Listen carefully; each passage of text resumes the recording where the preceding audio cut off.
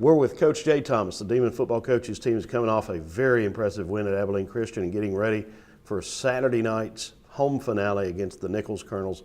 Coach T, let's first look back at the Abilene Christian game. Such a significant and impressive win for your team, coming off those two very frustrating, heartbreaking in some ways losses to two very good teams. And you came on the road and came home happy from the road. How about these guys? You know, right when you call them down and out, they come back and, go on the road, tough trip, long trip, play a really, really good team in Abilene Christian, and find a way to get it done. And if you look at it now, over the last 6 quarters, offensively, we've scored 62 points and given up 10 points. So very impressive by our team coming out of the halftime from McNeese to the point where we are right now. And we're playing good football, playing clean football, aggressive, physical.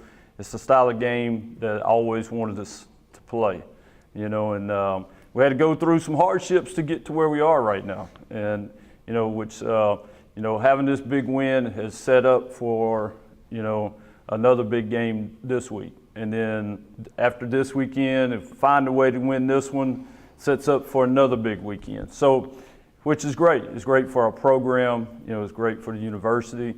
It's certainly great for our seniors coming into this weekend. All right, your team forces turnovers, it wins. Did that again last week with 5 turnovers. So how do you turn the turnover button on? I'd like to know the secret to that, but because we needed those turnovers in the other 2 ball games. But you know what? It's really, we got good pressure to the quarterback and forced some passing. It wasn't just like he threw the ball directly to us. The guys made some big time picks. Amon his and Adam both. Man, it was big time plays, and of course a nice drop underneath coverage. To get the pick with Roussel at the beginning of the game.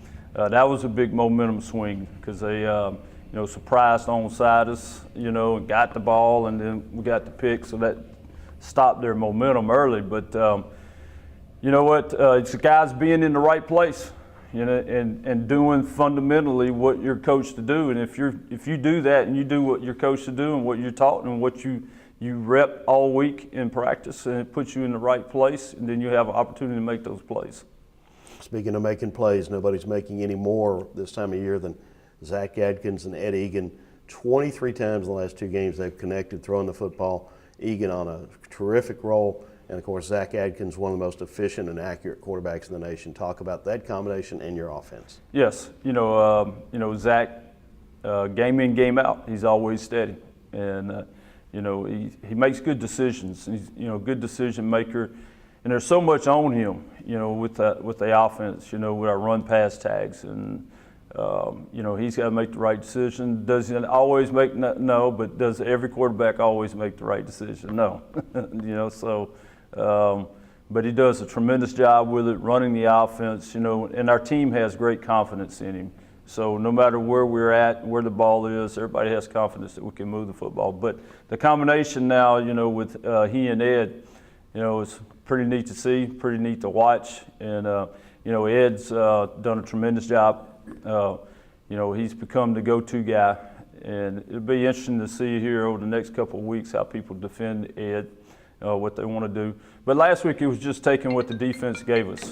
And, throwing the ball out to Ed and making it long handoffs and giving it to one of your playmakers out there where you got an opportunity to go make plays. All right, now your team turns its focus to a Nicholls team that's not won a game, but a Nicholls team that comes off an open date Saturday. What kind of things are you telling your team, and what are you preparing for? And do you expect surprises from a Nicholls team like in this situation? Well, I would think so. Coach Axman came in mid-season. He had to hit the ground running. I think he came in the week they were playing North Texas.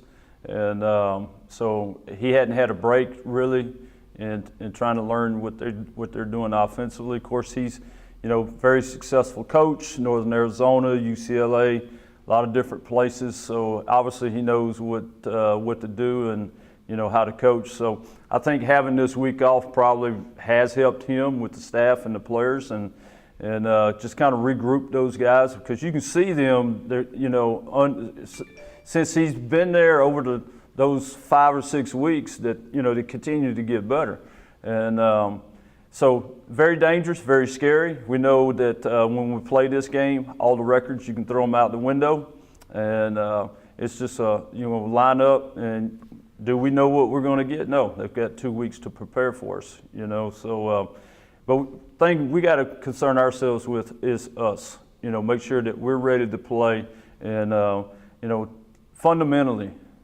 technically, down the stretch, that's what good teams do.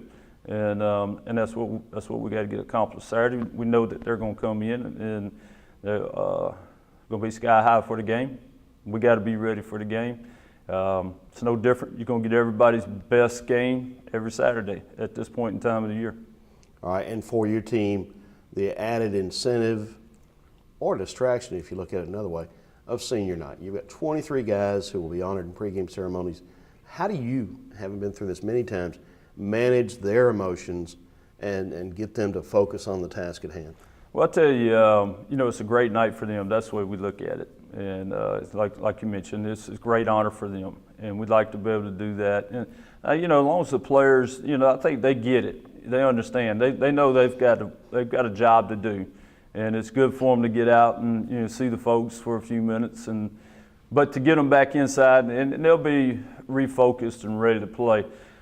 I think our team really, just seeing the look in their eyes after going and winning the game at Abilene, and now, with the opportunity to win it, if we can go win these two and then maybe put it on the table where we can get into playoffs,